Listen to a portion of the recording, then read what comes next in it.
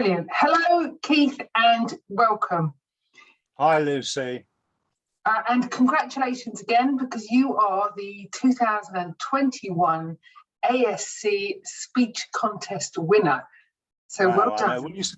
Will you say it again, Lucy, just to remind me? No, because it is slightly unreal. It is, I'm still walking on cloud nine. Oh, that's fantastic. And we'll talk about your speech in a minute.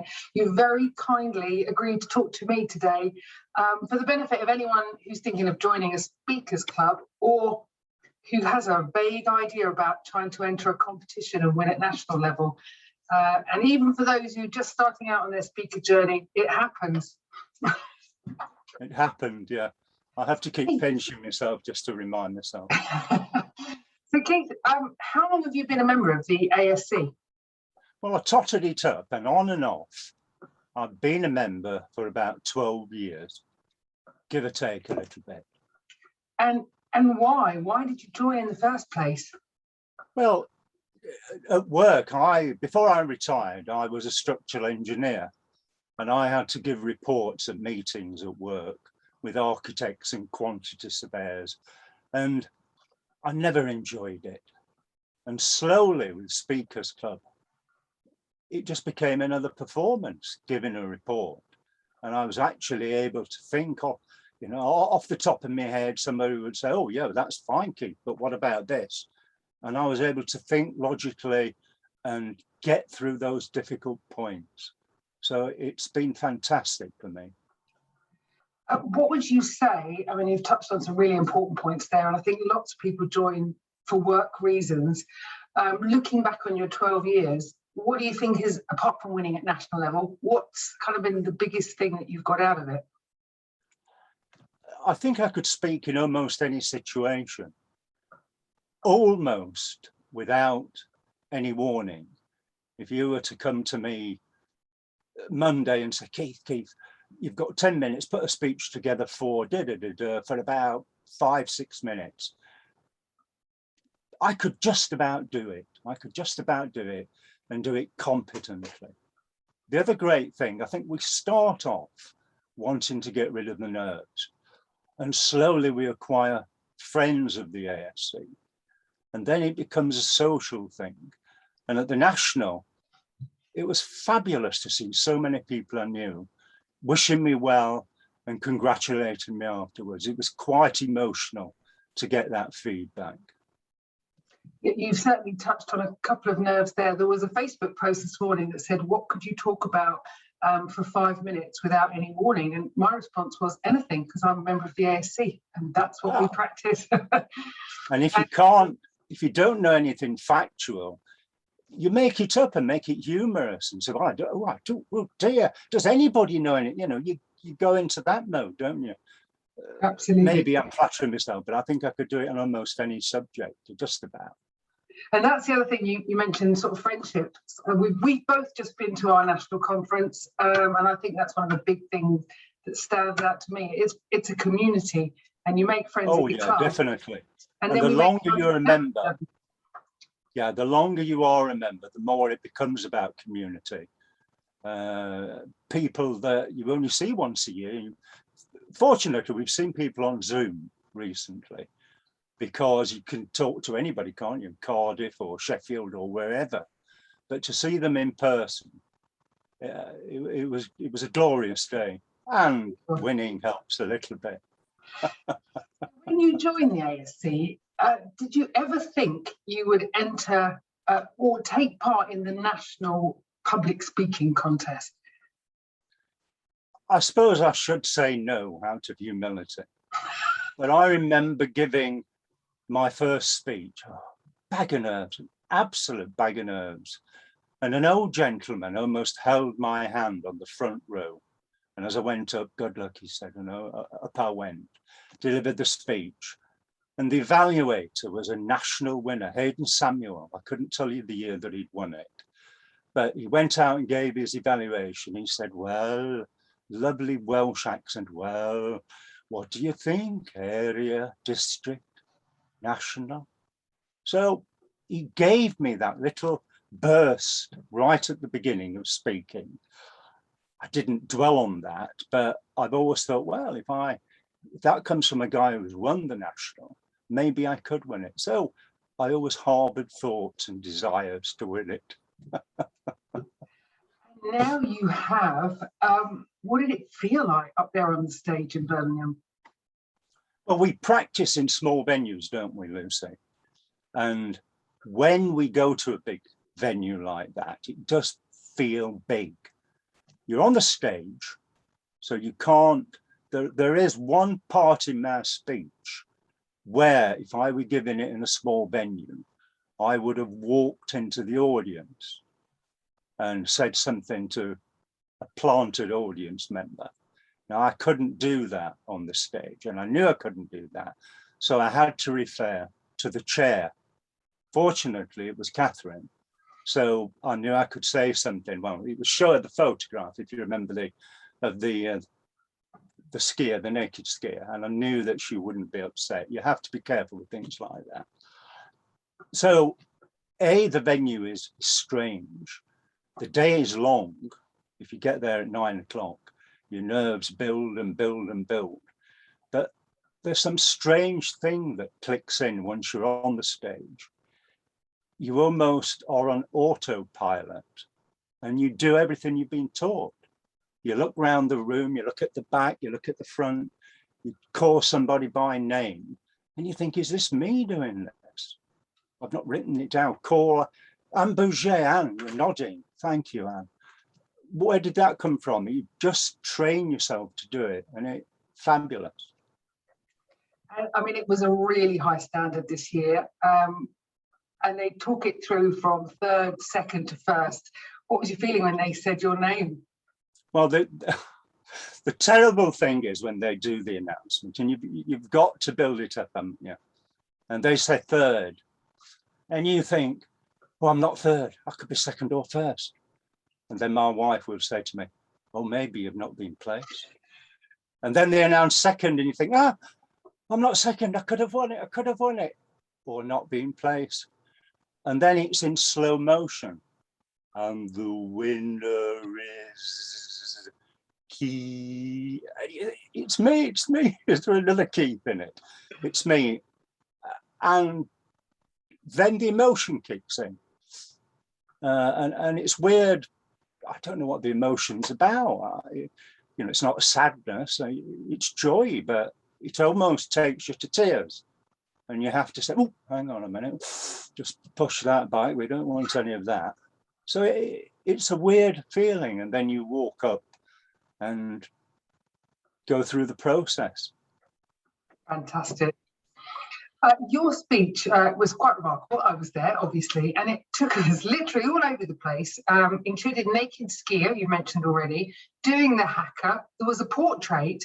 I mean, where do you get your ideas, and how do you then bring it all together into a speech? Is there a formula?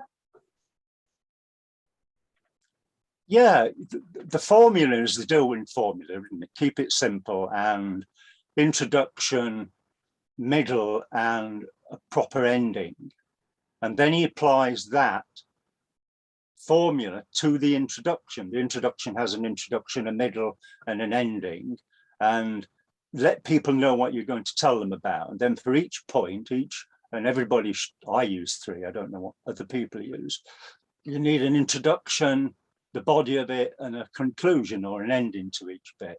And then you go to the finish. And I like to finish on the title, unforgettable, simply unforgettable. And everybody knows you've finished, and you don't have to say, oh, thank you. You don't have to do that. But grabbing the information is really, when you come across something, whether you see it on the telly, you see it in a play, you see it in a newspaper, you think, oh, that's interesting. Now, the Arturo Toscanini, I read that somewhere about the orchestra couldn't get it quite right. Took out a silk handkerchief, and it's got to be a silk handkerchief, because we know that silk handkerchiefs float, don't we? And he threw it high into the air, the handkerchief, and I thought, a lovely hand gesture, and you can use your fingers to really create that. And I put that to one side and thought, I might use that one day. And then I did a speech about men and what lunatics they are doing this, that, and the other. And one of the things was doing the haka. Come the take. And I went to work and said, does anybody know how to do the haka? And the guy said, yeah, it's easy. And he did me the rest of it. And I said, oh, that's brilliant. What about the words? He said, well, come the take. And I just wrote it down. So that was for that speech. And then I used to be a keen skier. And I did a speech about skiing. And I did actually meet in Scotland a guy who was famous for skiing around bare-bummed. And somebody gave me, he said, hey, and he was a Scots guy, hey, Keith, yeah, here's a postcard. And he gave me the postcard of him from behind. So there was nothing untoward. But I've used that in speeches about skiing, the fact that you will meet all sorts of characters. So that comes from there. Now and I think the speech has to have, any speech has to have a little pathos. It has to have humor, but it needs a little bit of pathos to make everybody think. And the Vietnam picture of the young girl, you may remember, Lucy, we used to have seminars, district seminars, ASC seminars. I don't think we do them anymore, but I went to one on publicity, and the guy presenting it was from the BBC, he'd worked for the BBC. And he said, images have such power if we can get images into the newspaper. And then he said, for instance, if you all think of one image from the Vietnam War, and he picked me out and he said, Keith, what's the image? And I said, the girl in Vietnam, the Nepal. And he said, anybody else got that image? And the hands went up. And I thought, wow, that is so powerful that everybody thought of the same image. And I brought that into that speech. So before that, you get the bare-bummed skier. Everybody's feeling humorous. And then you hit people. And so you've made them laugh. Now you're going to make them cry. And you put the two together, then you've got a perfect speech. And I saw a speech at the National that was just like that. The guy was John Kemp. He made us laugh. He hit us in the middle. And we were all, and then he lifted us again to finish. And I think that is the perfect formula. Wow. Yeah, there's so much good advice in that. Certainly, we call it completing the circle, finishing with your heading. I love the idea of the structure within a structure within a structure. Oh, yeah, well, that comes straight from doing. Yeah, day one at Speakers Clubs, doing.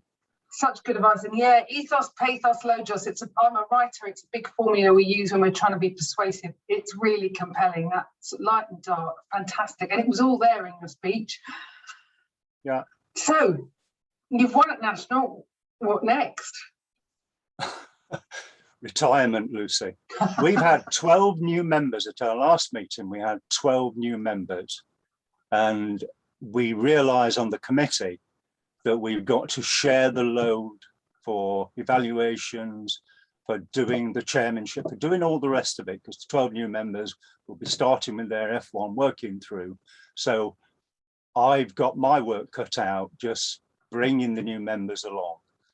I've got a few ideas for speeches, which I won't share at the moment. I don't want anybody to steal them because I've stolen all mine.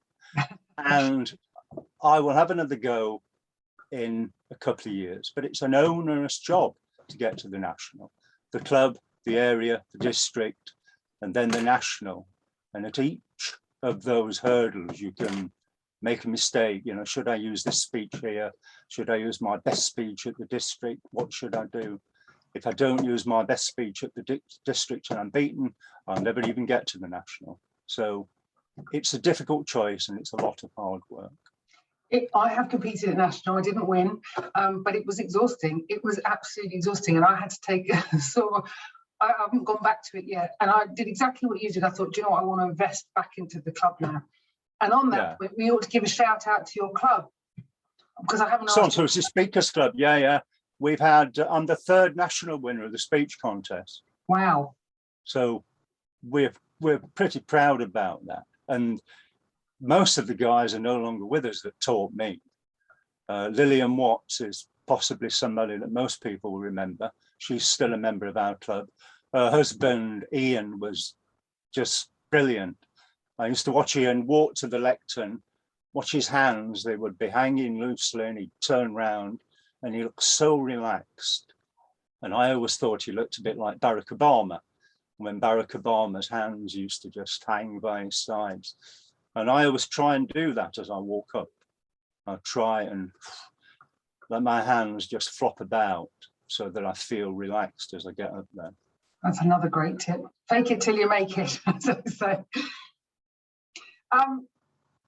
If there was, we ought to finish up soon, but if there was one piece of advice you could give to someone who was thinking, who's heard about Speakers Club perhaps and is thinking, should I go along? What's it all about? What advice would you give them?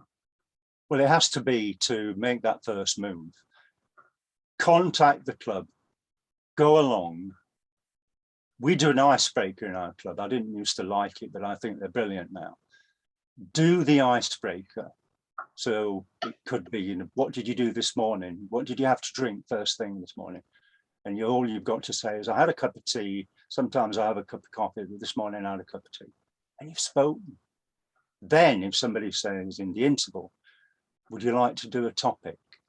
What's the topic? Oh, well, you go out and I'll give you a couple of words and and the topic's chairman should say, I can give you the word if you want, and you can think about it during the interval. Makes it so much easier. Go out and do your topic, but you don't have to. And bottom line in Speakers Clubs, you will never, ever be forced to go out and do something you don't want to do. It will not happen. 10 minutes before, if you're giving a speech and you can't face it, you just have to say, take me off, please. I'm just not, and you will be taken off. And it's as simple as that. You cannot fail at Speakers Club. That's excellent advice. And you know, I'm going to pinch that. We never make our speakers speak. We do a warm up, just 15 seconds. But I love the idea of giving newcomers the topic in advance, just to give them a heads up. I think that's a great idea. And I've just pinched that for Horsham Speakers Club. Thank you. Give it a try. It's been so good speaking to you. Thank you so much for joining us. My pleasure, Lucy. My pleasure. I bet you'll be back next year at National, and I shall look forward to hearing your speeches if you are. Thank you again, Keith. Lovely to speak to you. Bye-bye.